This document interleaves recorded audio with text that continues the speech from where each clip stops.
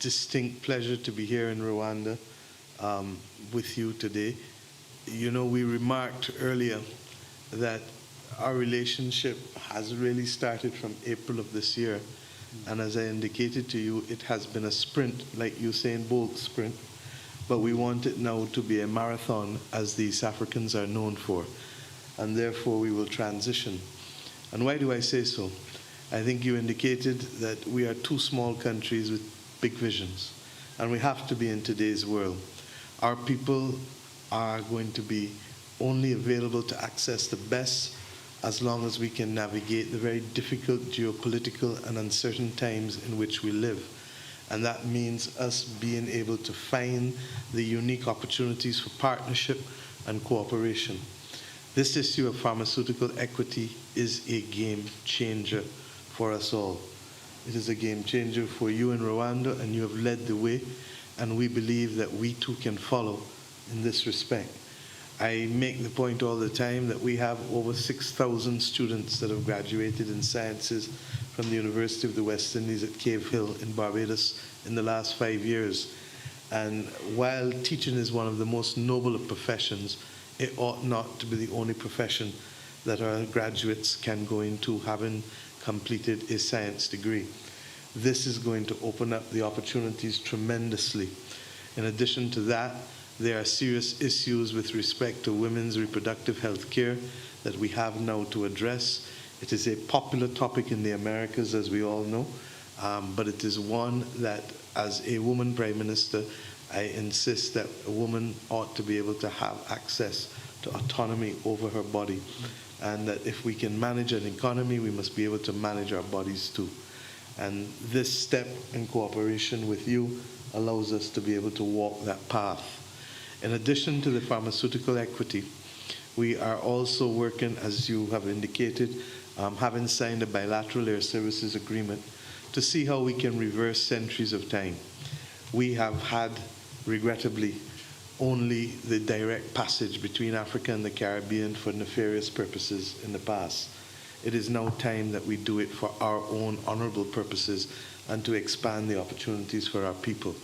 You have an excellent platform here, and you are clearly the hub in East Africa, and with the construction of your airport, I expect that to significantly expand such that the Caribbean and Latin America can benefit with the linkages to Rwanda as we go forward. I hope that even before the airport is completed, however, that we can see that direct air link between our two regions. In addition to that, we have discussed the opportunities for business innovation and tech accelerators, and I will leave these matters to the young people who handle this much better than we do. Suffice it to say that our duty is to provide the framework. I'm happy that both of us sit on the Broadband Commission of the United Nations, and therefore it is something for which we are dedicated, because we accept that technology removes geography and removes history, and really is a leveler to allow our people to be the best that they can be and to achieve things that hitherto they may not have been able to achieve in the Industrial Revolution. I also want to thank our people from Barbados for sharing the road tennis game.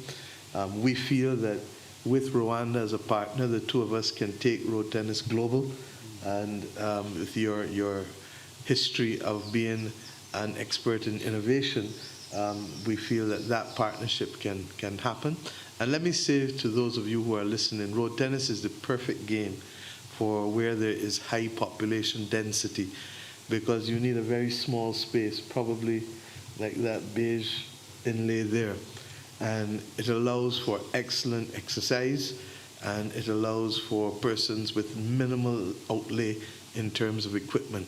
And it therefore means that the ordinary person who may not have the ability to play lawn tennis or to play sports that require greater outlay of money can literally keep themselves fit with this game, and that is how it was developed in Barbados.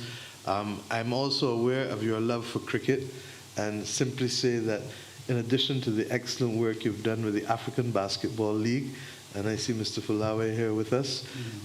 He's our honorary consul in Lagos, and I'm happy he could join us. But in addition to that, we want to be able ultimately to see a T20 league for cricket.